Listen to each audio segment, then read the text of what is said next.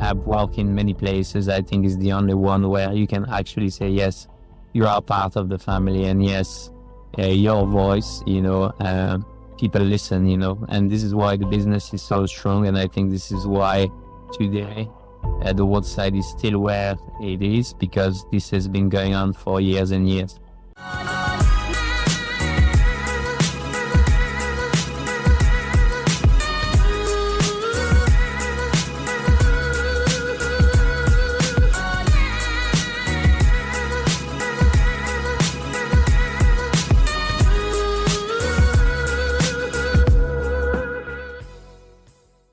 Welcome to the show. This is Chris, your host. Today we have a special guest. His name is Michael Nizzero. Michael is originally from Brussels in Belgium. He has a very interesting journey as a chef. He was the youngest chef to receive a 1 Michelin star when he was 23 or 24 years old in France.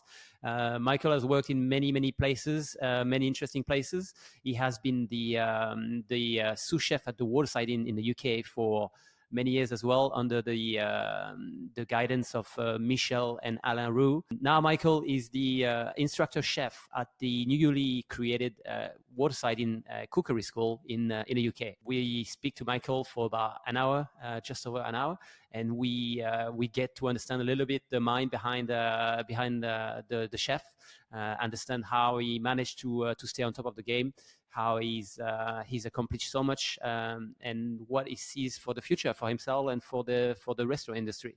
So please, let's welcome Michael. Welcome to the Montclair podcast. Today we have a special guest. We have Michael Nizzero. Michael, how are you today?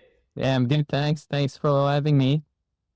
That's a pleasure. It's a pleasure. Thank you so much. I'm sure you're very busy. So, Michael, we're gonna dive straight into it. So you've been a chef all of your life, I believe so.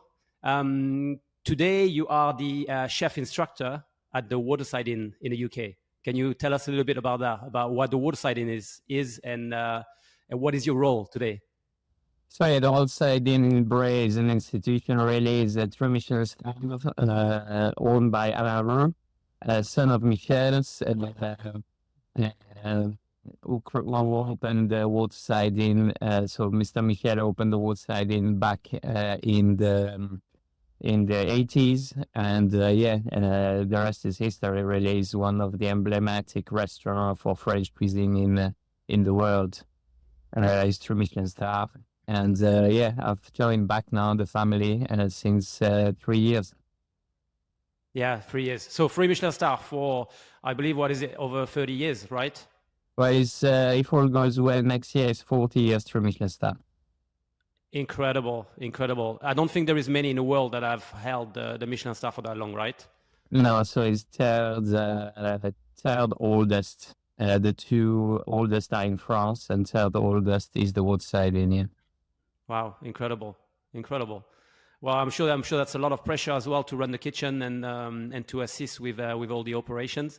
Michael, I think if I'm not mistaken, the Waterside, or at least the kitchen, went through some update recently and some improvements, and I believe you guys have launched as well a cooking school. That's correct, yes. So basically, always moving forward, Chef Alain Roux took over Mr. Michel in early 2000s, and then Mr. Michel passed in 2020. And since then, I've joined back, and one of the main projects I've joined back for is to develop the new culinary restaurant that we just opened. It's basically located just behind the Waterside Inn, where Mr. Michel Roux Senior used to live. So it's his own house. Basically, the idea was what Chef Alain could do with his late father's house. And he saw that the only thing he could do with that is carry on the legacy of the Roux family and what they've done for the culinary world, mainly in Great Britain, obviously. And basically now, it was a 2-year long project that we just opened September last year. There's a beautiful library with more than 1,000 references from Mr. Michel Roux private collection and Chef Alain private collection. Some books I've signed, Some books are from late 1800, early 1900, cooking books and so on. So it's very, very special. And then obviously that's the first part of it, the library, where all our chefs from the Waterside Inn, but also from our brasserie, we're at Kindles, they can come and get inspired in that area in the library. And then we get 6 in the other side of the house. We get 6 cooking stations now, and the demo area where we run classes, where we run training for our staff member, and we run classes for professional chefs, but also for passionate customer of ours or people who love cooking and want to up their skill in cooking. So this is why I've joined back. Definitely, it's been a great project and it's doing very, very well. We're also into filming some masterclass that will be out there soon. So with chef and myself, we taking on the really French classic. We feel like if the next generation of chef really wants to learn how the French classic should be done, well, the Roof name is known for that. So this is another project. So many things going on in the school and outside the school. I'm lucky enough also to support chefs on all different projects outside of the Waterside Inn. If it's the brasserie at Kindles, but also some other project worldwide. We're going to Colombia in August for Sofitel 60th anniversary of Sofitel. So we're doing 3 events there. So that will be exciting. But my main job is the focus is the scone and carry on the Roux family, the Roux legacy, as you know, back then when we were working there. We're lucky enough to work and know Mr. Michel. You and me, we went to also some trip in Singapore and so on. Yes. So it was quite close to my heart. So when Chef Alain contacted me, we had a chat. I wanted to move on too. I thought, it's no brainer for me to join back the family. Yeah, it's an incredible experience, and I'm sure you have been very flattered to be offered this position, which you deserve because you have been working very hard for very long. Before the Waterside, Michael, can you briefly explain your journey through the chef life? Because I think you started in Brussels, if I'm not mistaken. Yeah, that's correct. So originally from Brussels, grew up. My father is Italian. My mother's from Belgium. Grew up in Brussels. My dad was in the business, working in a big hotel. This is why probably I started when I was 16. Then I did my apprenticeship in a 3-star Michelin restaurant called Jean-Pierre Bruno back then in Brussels. And then I came to London after my 3 years there. I came to London. I was 19 or 20 years old, and I worked for a chef called Pascal Proyard. He used to run a seafood restaurant 101 in Knightsbridge. And he used to run a 2-star place before in Brussels. So this I ended up there, Belgian connection. There is such a thing of Belgian connections. And there is. I worked there for 2 years. Then I worked in Dubai, and where we opened a seafood restaurant for a brand new hotel. We opened Medina Jumeirah and Pisces with my best friend back then. And this is where I met Michel Roux Senior. He basically came to do a week food promotion in that restaurant. That was back in 2006, I believe. Yeah, 2006. And we had a really, really good work relationship. He was really pleased. And so then he invited me to join the Waterside Inn back in 2007. So this is where the Alain Roux, Michel Roux journey started. This is where you and me, Christian, we worked together back then 2007. At the Waterside Inn, I was sous chef there, and then I stayed there for 4 years until 2011. And then I was lucky enough back then to take on also helping Mr. Roux Senior, Mr. Michel on different food promotions. I think in 4 years altogether, I must have done between 20 and 25 food promotions with him. From Australia to Paris to Hong Kong to Singapore. Just sorry to interrupt, Michael, but just for everyone to understand what a food promotion is basically you take over a kitchen anywhere in the world and you bring yourself and Michel Roux into the kitchen and you just produce Yeah, the exactly. food and the It's menu. like now they call this a pop-up restaurant a little bit Yeah. now. So you go in there, you do a pop-up restaurant, you do your own restaurant, Mr. Roof's food into a different country, mainly for marketing, and so people learn about the Waterside Inn worldwide. And it's good publicity for the hotel who brings the chef in, really. So that Yes. was, we would do a few per years. And then after that, since 2011, I left and I joined as the executive head chef. I took over a kitchen in Relais Chateau in the Champagne region. The owner was Mr. Michel Roux's friend. So I took over the kitchen there and we got Michelin star in 1 year. So that was a massive achievement. Wow. Yeah, we've gone through hell, to be honest. It wasn't easy. You dream of... And not to be too modest here, Michael, but I believe you were the youngest chef in France to get a Michelin star at that time, right? Yeah, that's it. I was 28, I think. So yeah, which is 28 year old. incredible because you know how much pressure, and we both know that it's a very hard job, and the consistency is the key in this in obtaining this result. So yeah, that was a massive achievement. The team, everything. It was a really tough year for me, if not the worst, I think, in my career, to be honest, because you really want to focus and achieve so much thing, you just forget everything else, So for a year, I must have taken 10 days off in 1 year, no holiday, nothing. That was the goal. We got obviously a few visits from the guide, and they gave us a star after a year, which was great. So 2012, Michelin Guide France. And then I stayed there until 2015. So we got the star until 2015 when I left. So that was great achievement. And then it was great to work in the French wine making region, in Champagne region, knowing all the different winemaker and their passion for wine and so on. So it was great experience. And my wife being from the UK, we decided, obviously we were expecting our first daughter to come back to the UK. And then I joined the Ritz in London in 2015. When I was first sous chef of John Williams, so I have a team of sous chef. I was running the team of sous chef. We was first sous chef there.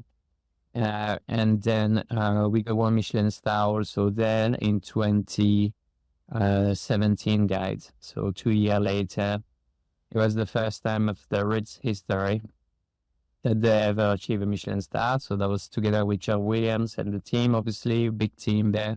And a great experience again as an hotel, but I was getting a little bit tired of the London life, to be honest, with a small child, as you know, is tricky, a newborn. So we decided to move to Bath at the Bath Brewery, and there I was executive chef for 3 years and so on. Great there. Didn't manage to achieve a Michelin star, but we achieved other great things. It was also very challenging. But I definitely set a little bit more into family life. We got a second child, so there is, time for everything. Yeah. And so the Minus Chefs now lately in 2021 asked me to join back. Then for me, it was great because I still get to do what I love. I get to share my passion for food. I get to, enjoy cooking, and I get much more flexibility also. For the family, which is great.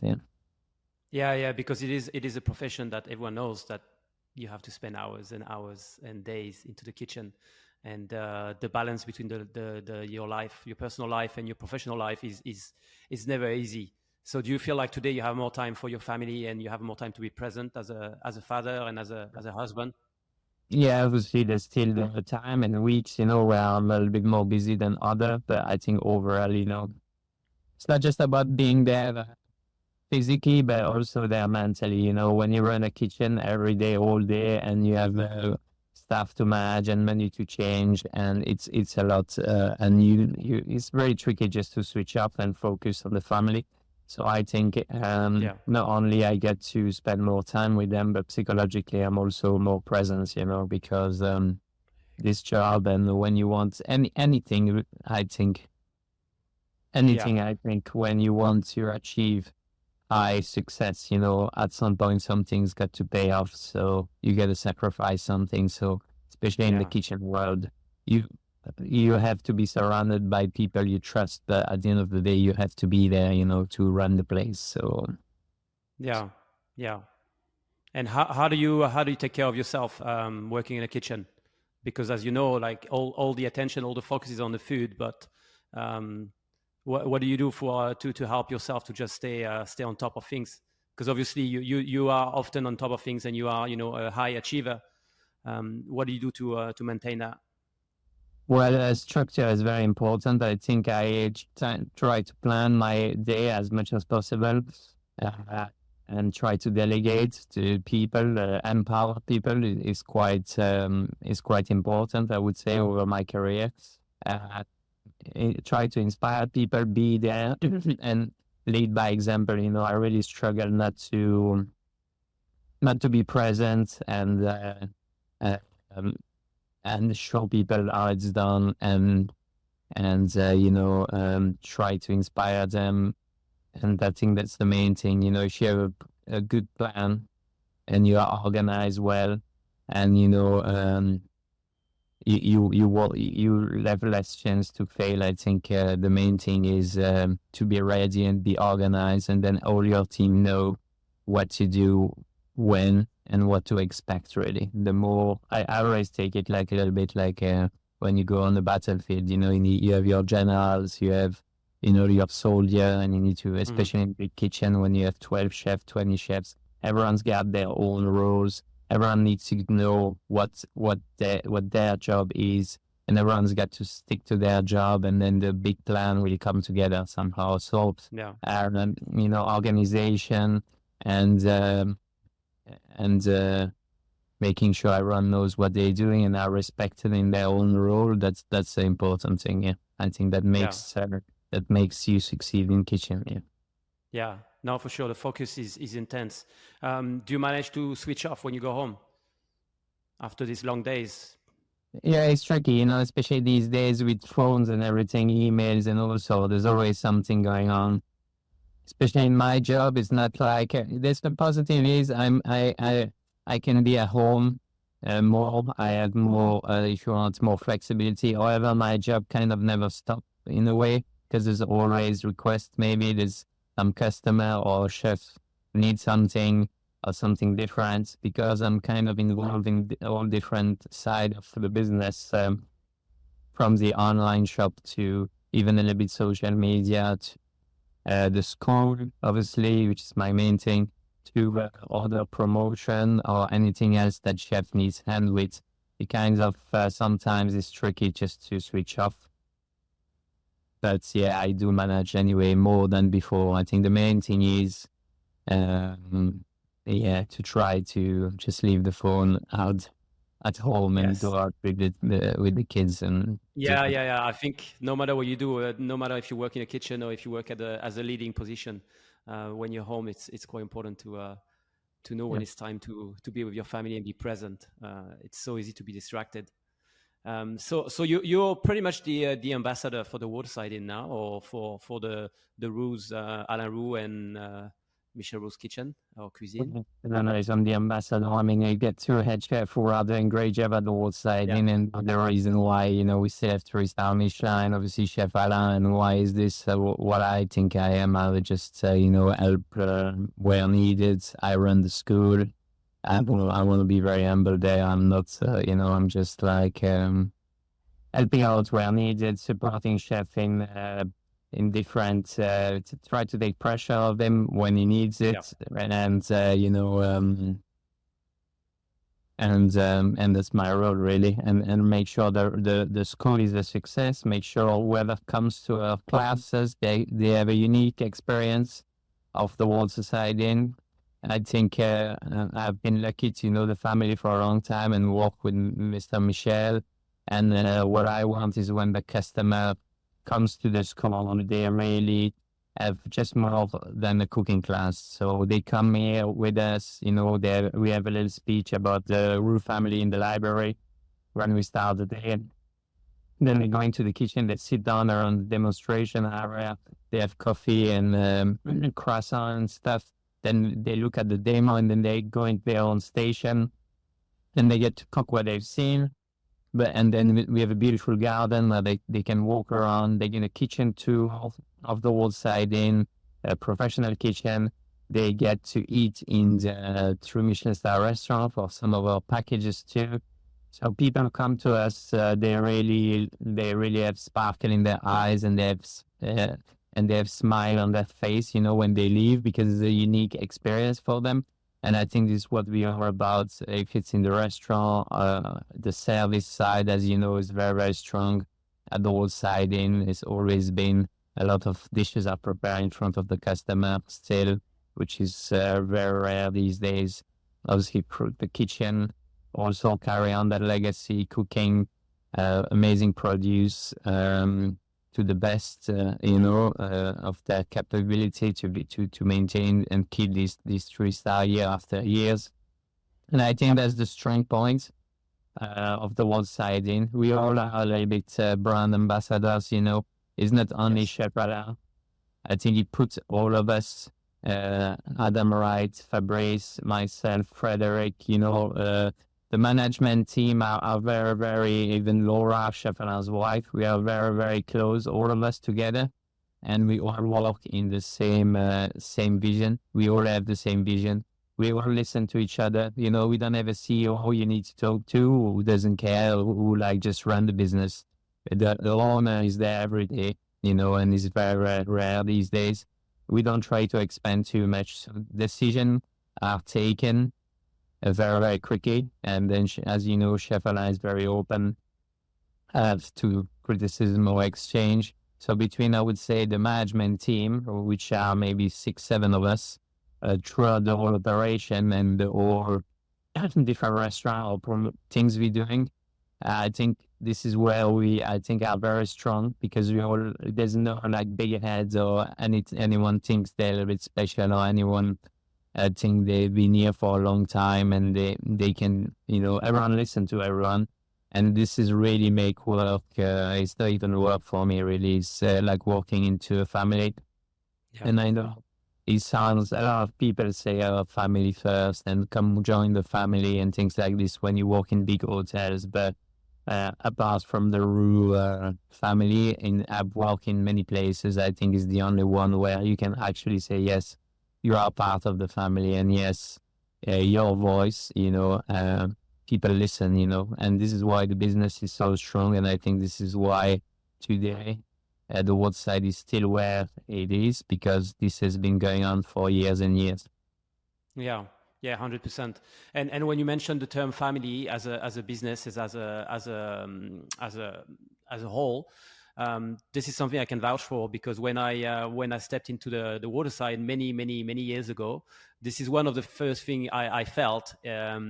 Of course, everyone works very hard, everyone is very driven, everyone is passionate, but this family environment that they create is very important and is definitely present. And I'm glad that you guys are still, you all working together toward the same goal, and everyone is trying their best to achieve that. That's you're right. That is the success to the answer to the success that you guys are having so far. So that's incredible. And it's about guest experience, guest experience. People come to us, we want them to, live with a really, really special moment. Yeah. Let's talk about the masterclass. I know you've done a few masterclass videos. So how did you come to that? That was during COVID time, really. I started to do a lot of online cooking when COVID hit, just to top up a little bit, the monthly income, because we all were wherever. I mean, I was lucky enough. I got some job done, but yeah, well, to keep busy, sane, and I decided to do online cooking classes, which were very, very successful. So I was very pleased with that. So my business was generating a good amount of money, and a lot of people were asking me, I did some of the recipes, some of them mainly on Instagram. People would contact me, say, "Oh, how do you make this specific tuile? How do you make this specific jelly? This and that." So then I decided to film 9 episodes of my signature dishes that gained myself a Michelin star back in the days over my career in the different places I worked. And basically, I've produced everything myself with a friend who was studying video making and stuff at the University of Bath. And it was a small project with 2 of us. We ran it, and Komi Rory, who was working with me at the Bath Brewery. So it was a self-made project.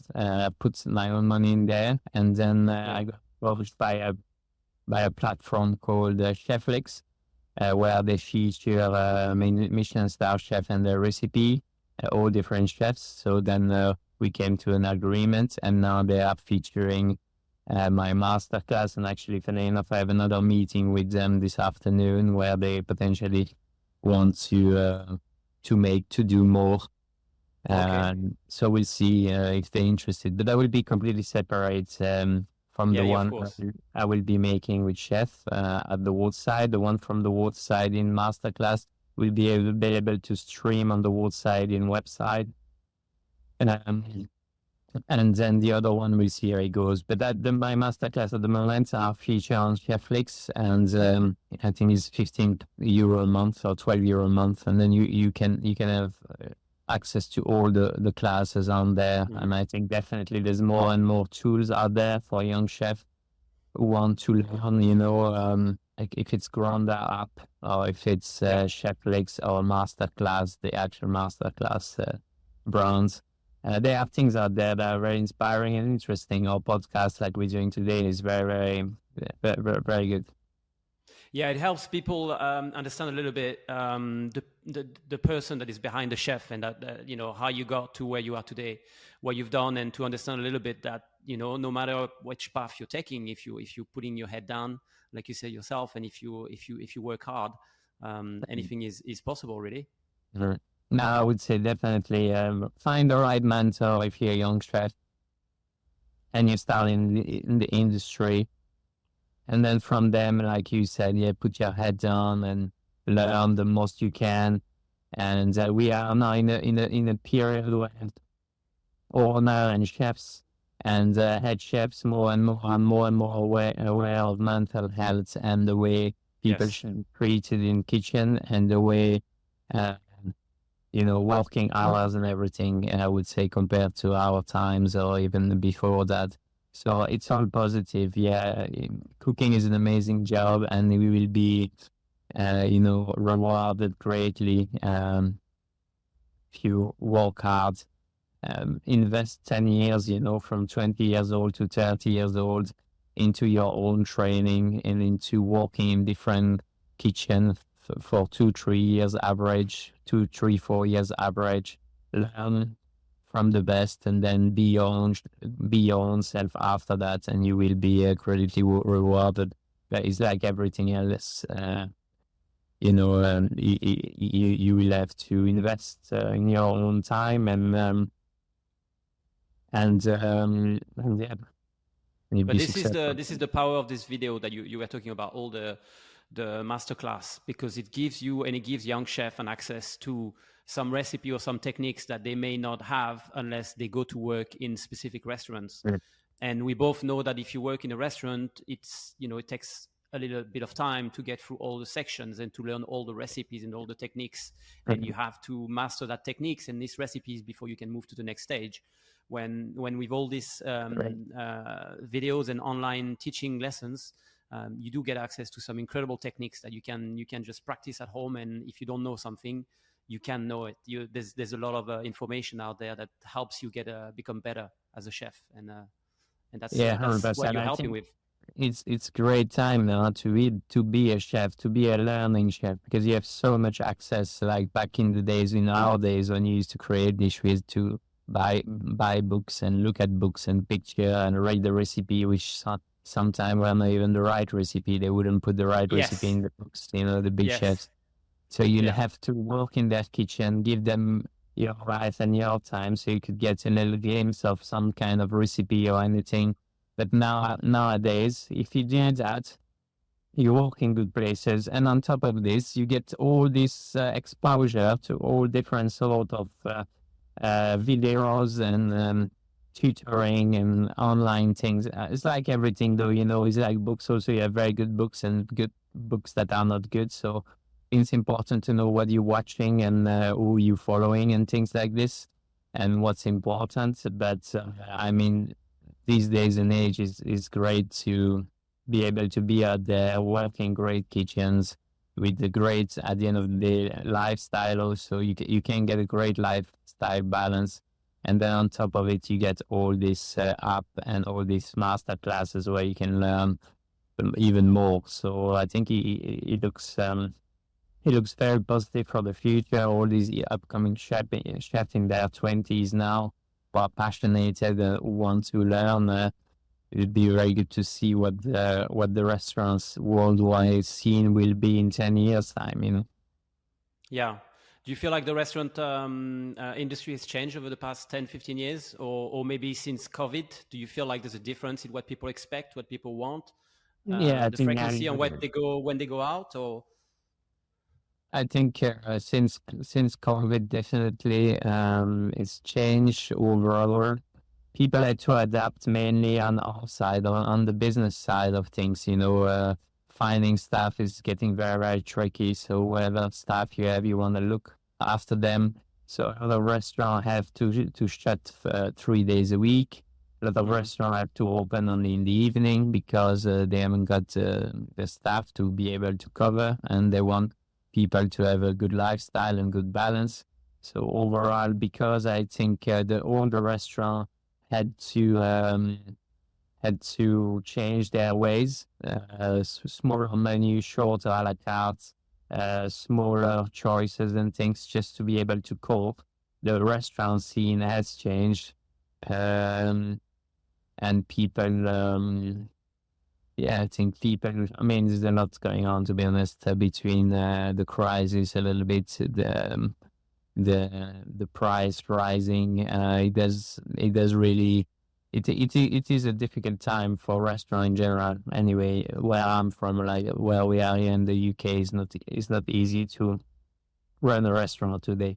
We're lucky we are where I am, right, the position we are. But if you have a lease on the business and you need to, run your business every day and hope that you're going to have a good turnover customer, it is a tricky year in the UK, I would say. Yeah. This has changed since COVID. After COVID, there was massive explosion. Everyone went out. 2021, 2022, 2023 were great time for the business. And now there's a little bit of a downfall, obviously, afterwards. That's for that business. Why? When it comes to probably people are more and more into eating, they're really more and more careful on what they eat, where it comes from, and things like this. So yeah, this has changed the scene a little bit here in the UK, I would say, or in Europe. The chef had to, try to minimalize wastage and things like this, and try to work as locally as possible. So it's interesting. It brings us it's a bit more challenging for us as chefs to, bring interesting food that is also sustainable. So it's good. Yeah, I understand. And Michael, on also, as well as working with Alain Roux and all the team at the Waterside, you have a consulting business, right? So can you explain to us a little bit what you do and how do you run this? Oh yeah, so this is a very little. It's just a business I've started obviously during COVID, and I work together with the team in West Africa, in Dakar, Senegal. We have two restaurants there. One's called Cable Le Cabano, and one is called Basilic. We just opened that actually 2 months ago. I've just since 2020 been involved with them to develop the menus. to my head chef there, Josh. Uh, is not far is not far from Bath, actually, where I live, and through some of my chefs, they knew him. I was looking for a chef to go to West Africa to help and support and launch the new menu in the restaurant there. So he went there and he's there. He's there since then. He's been now 4 years. He's in West Africa, so he's running the main restaurant called Le Cabanon. We do 200 cover a day. It's French Mediterranean type cuisine on the seafronts, beautiful place, nice music, nice vibe, you know. So my job there is to advise them on the different style of food or concept or what promotion we can do and so on. So I work directly with the owner there. And then then we had the second project starting 1 year ago, which was a brand new restaurant. And that we just opened also seafront, but it's much more, is everything on fire. So it's a roast, chicken, grill, everything grilled and roasted, and DJ, music and cocktail. This is the concept. So it's great. Also seafront, doing very well, picking up now. Obviously, when you start after 1 month, you know, it takes time, but now the mayonnaise is taking, I would say, and slowly we're building up. But it's great also for me to do things like this because it just take me out of my everyday job with the Roux family and so on. And this is something I do a little bit on the side for myself, mainly just to have a different view, different aspect of creativity, and see the world also and how things work. So how involved are you with this project? Do you have to go there once a month? Do you go once a quarter, or 3 times a year, and 2 to 3 times a year, and then I have a weekly catch up with them online. Yeah. Okay. And we have an exchange.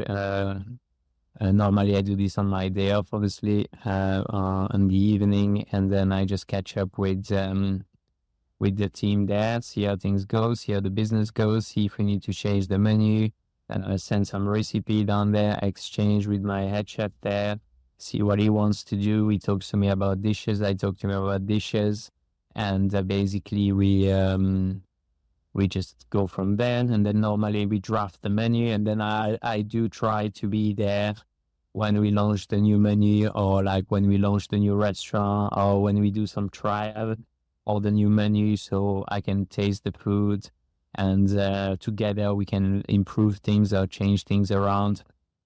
So how many days would you have to be there before an opening or before a new menu? Yeah, no, 4 or 5 days, I would say, because obviously the team is there, my head chef is there. So, you know, we have quite a bit of catch up beforehand when it comes to ordering food and everything. And then when I get there, we get it all ready to go. So 3 to 4 days, 2 3 days prep, and then the last day we open, the 4th day or the 3rd day we open, and then on the 5th I fly back or something like this. So it's mainly work. It's always exciting to launch new things, launch new concepts, and you know, have an idea on paper, and then when you see it, realizing it's it's amazing. Yeah, yeah, the creation behind this. The creativity, great feeling. Yeah. This new place we just opened, obviously the owner had that vision. He wanted the food to go with that vision. So we worked on the food to go with that vision. We did quite a few tests, especially Josh. And then why I went over this year in May, I think. And then we finalized things. Then I had to go back a little bit to change and tweak things again. And then we finally see the realization, and when it happened and it's open and we do the opening night and you have the customer coming in and they love it, and the food's tasty, the concept, the music is great, the drinks are great. You know, it's amazing. It's actually much more for me lately. I find that this is even better than just gaining a Michelin star or 2 Michelin star or whatever. That's personally now, I think. Yeah. Perhaps it's because you have achieved that as well. You have achieved the Michelin star. You have worked many years in Michelin star restaurants. So this is something perhaps a little bit different as well. That's it. Yeah, probably. Yeah, yeah. Even when I give a nice class and everyone's happy and we have a great exchange and we joke and people learn something, and they were really, really worried they won't be able to make. And then when you look at their eyes, when they see they actually manage a nice souffle, for example, or something like this, and they feel like, wow, I've done it. For me, it's a great satisfaction. So it's good. There's so many different ways of this job is open to so many different ways around the industry. The food industry is it's just amazing. Yeah, there is different avenue as a chef that you can take. That's true. As long as you look for what you want and what you're best at and what you feel like doing, there's a lot of options. If tomorrow someone comes and tell you, Michael, I want to open a restaurant, I want you in the kitchen, will you do it? I think I'm very happy where I am. I couldn't ask for more. I wouldn't today start running a kitchen again. I think this might be my retirement plan, maybe one day. To be honest, when I'm 60, 65, I have my own little place, maybe like a chef table where I can still cook and open when I want as pleasure. It's not about the money. It's just to please people, cook for them, and be happy. But today, telling me I'm going to open a restaurant and you're going to be running the kitchen, I wouldn't. Which is crazy because 10 years ago, I wouldn't have said that, when I was in there every day. But you're a different man. You're a different man. You're a father now. You have 2 kids, right? Yeah, that's it. 2 those out there. One of them that you have delivered yourself. Is that true? That's right. Yeah. And second one, Mila, yes, born in my house. Tell us about that. I mean, he went very quick. Second one went very quick, so I had to be hands-on, as you do as a chef. Anyways, and quite good to under pressure. Yeah, I called the emergency services. They said they probably won't be what I was telling them on the phone and what they were hearing. They were like, okay, we're probably not going to be there on time. Your wife was basically giving birth. You were on the phone saying she's about to give birth, and they were like, we're not going to be there. Yeah, basically on time. So, it was in my living room. So they we'll guide you on the phone basically. And then, she was born in my living room and maybe 5-6 minutes out. This is giving me chill, Michael. This is an incredible story because, I mean, who gets to do that? Like, this is incredible. Yeah. And then I'm sure it was stressful. I'm sure at the time you were not thinking that, but. And actually, even afterwards, you get the kickback, but in the moment, you just do what you got to do. Not much, to be honest. You just have to be there and, we take kind of credit, but the but your wife did. Yeah, she did all the work. Yeah, 100%. Yeah, so that was very interesting, this one. And then they arrived 5 minutes later. So we had that piece. That was great. Just my wife, me, and the baby. That was unique because my first one was born in hospital. So, you're always surrounded by everyone and everything. So that was also a blessing in a way. So it's, life's adventure. Yeah, one of the many. What, Michael, what does your wife think about you being a chef? Does she support it? Does she understand it? Does she wish you could be doing something else? No, I mean, obviously she's from days we met back here when I was at the Waterside Inn. So it's been a while now. Well, she was very, very supportive. I must say, if I've done what I've done, I was able to in my career, and where we are today is because she was very patient and supportive on everything. It gets tricky, 100%, especially when you have new children. There's a lot of pressure on the mother. She's alone. So you need a special character for that, to be alone with 2 children. But also, it's like a responsibility. So, when you take responsibility into being a chef, that's the thing. And you want to achieve what you achieve, but you also have a responsibility as a father, as be present for them as much as you can, obviously, but you still need to do what you need to do to put food on the table.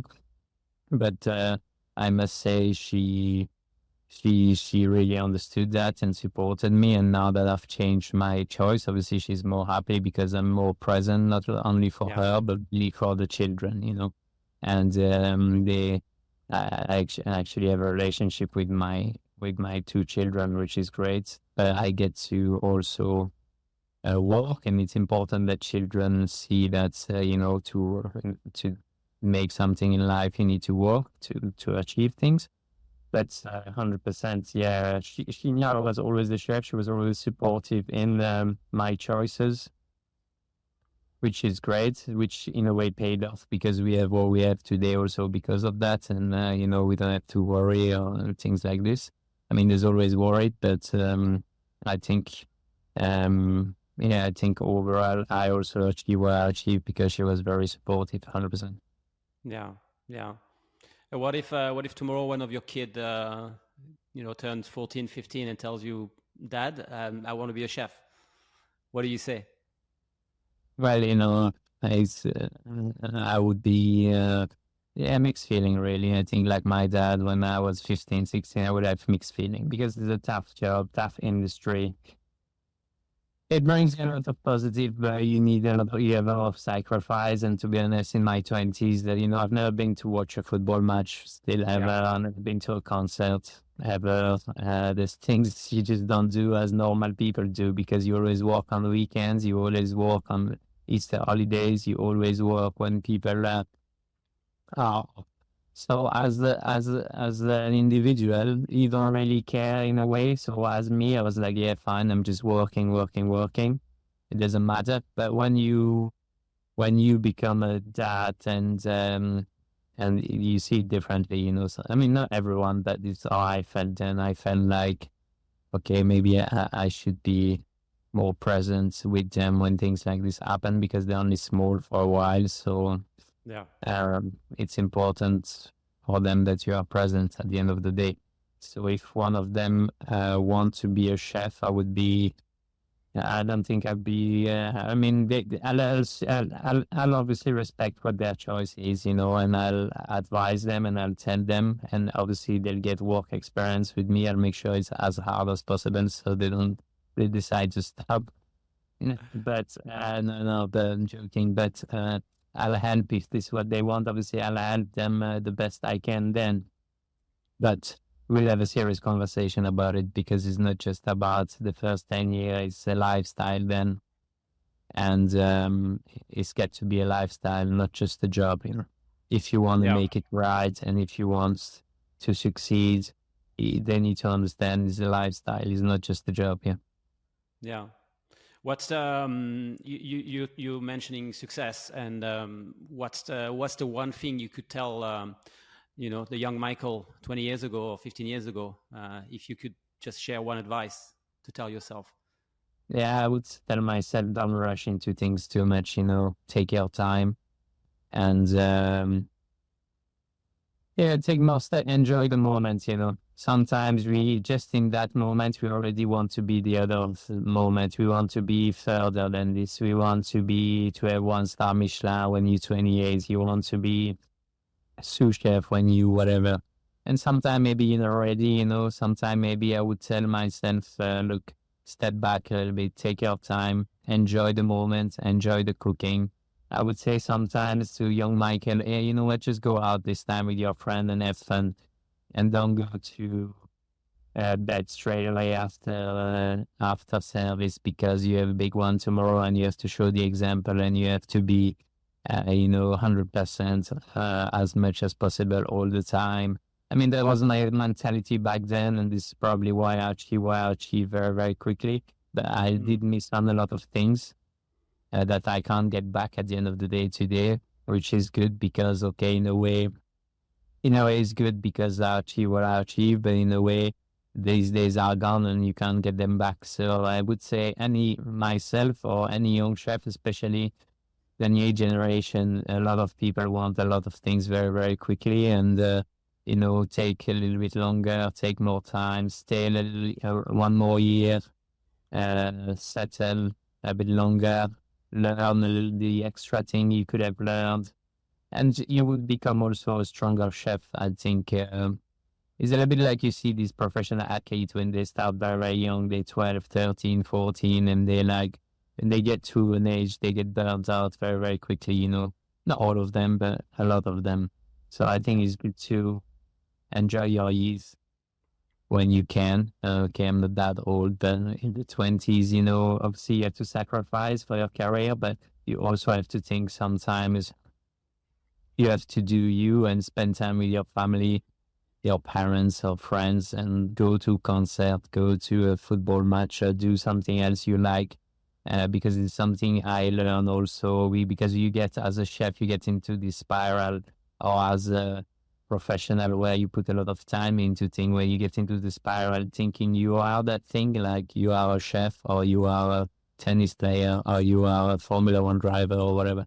But you're actually first, Michael. You're first a human being, Yeah. and you and this is something my wife helps me to understand also, is that before being a chef, you are also somebody. You are the child of somebody. So this is important to remember that. Yeah. And and you work hard, and everyone works hard, and you try to achieve goals, but yeah, it's important to not forget that you're not just that, and that you have a life outside. That's it. Yeah, that's not everything, because one day it'll be your last day, and then you'll look back and think, what did I actually do about cooking, far from cooking. Yeah, absolutely. But I think this comes with age as well, with building a family and seeing your kids growing up, and raising your kids. This is something that makes you stop and think a little bit, I think. Yeah, 100%. And Michael, so I mentioned earlier that you are an overachiever. You feel like you have something to prove, or do you feel like you have a chip on your shoulder, or what drives the motivation behind all of this? Oh, well, to be honest, I think I just like to, do things the best way I can. If I say I was going to do something, wherever it is, I'm always going to try to do it the best way I can, to the last little thing, just to, I think it's a state of mind, just to make sure I've tried everything, so I can't look back and say, I could have done this, and I didn't, and I knew I could, but I didn't. I think the fact that I always, whenever I take a decision that I'm going to make, even a class or something, if it's a new class, I'm going to make sure I do the recipe beforehand. I'm going to try everything just to make sure it's 100% and I can be confident on that day. And same when I was running a restaurant, it was always, okay, what can we do more?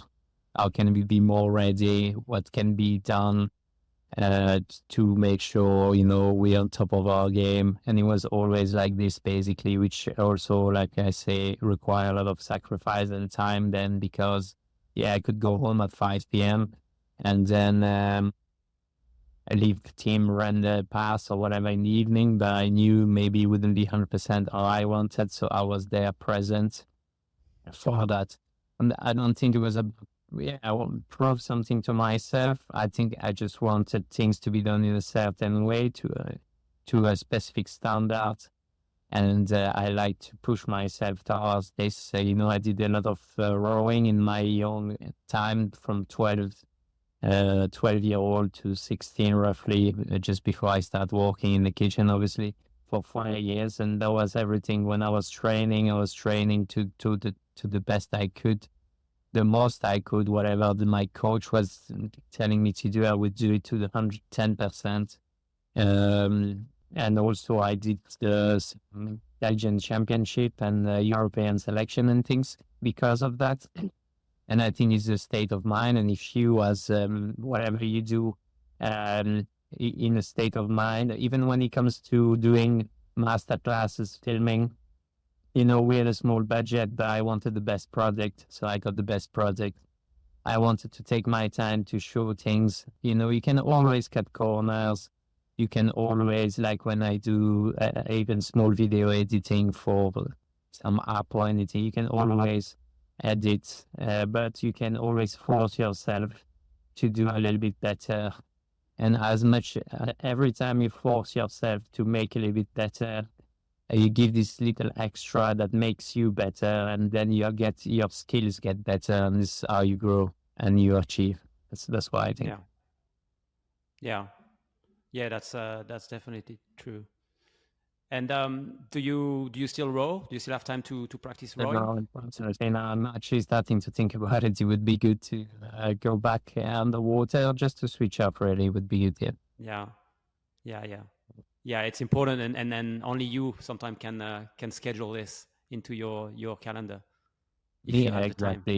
Exactly. But obviously, as you know, we have a family to support, and you have children. You want the best for the kids. So when there's things that I can be doing just to make our life a little bit easier, and if it's work-wise or anything, at the end of the day, I'm going to prioritize this.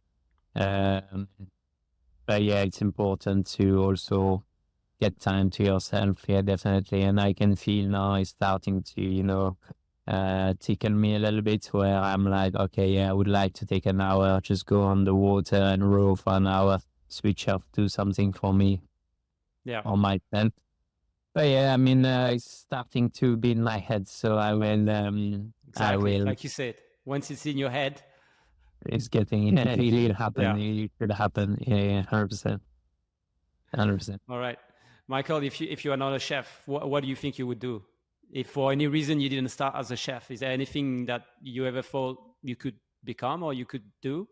Well, I was very focused into rowing back then, and then at some point I had to choose because of my my height and my physical, whatever. I wasn't strong enough or whatever to do some very, very high levels rowing.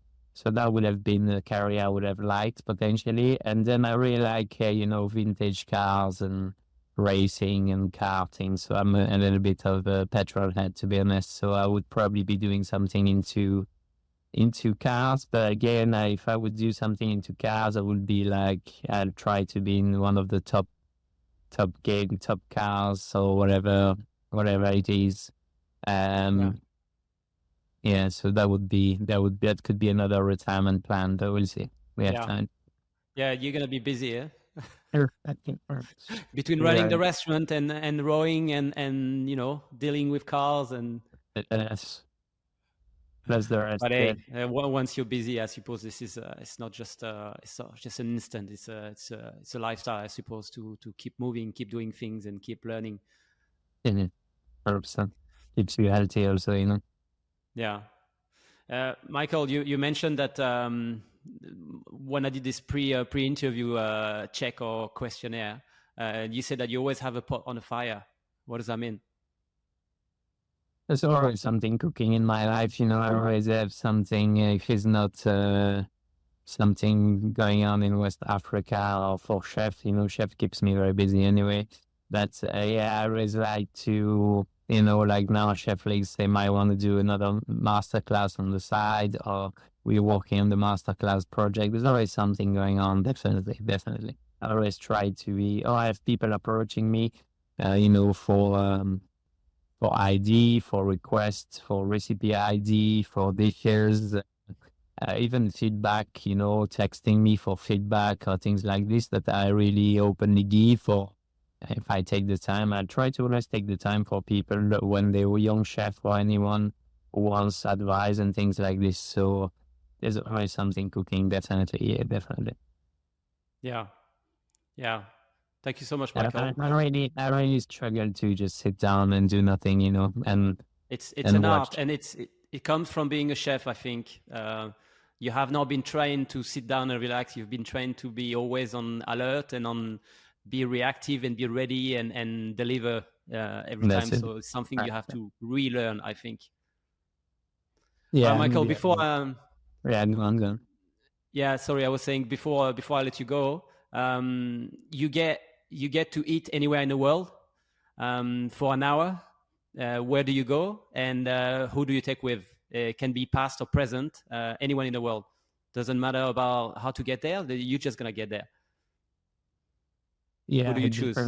I'll take my wife, and we'll go to Masquerade Napa Valley. I would like to go to the French Laundry.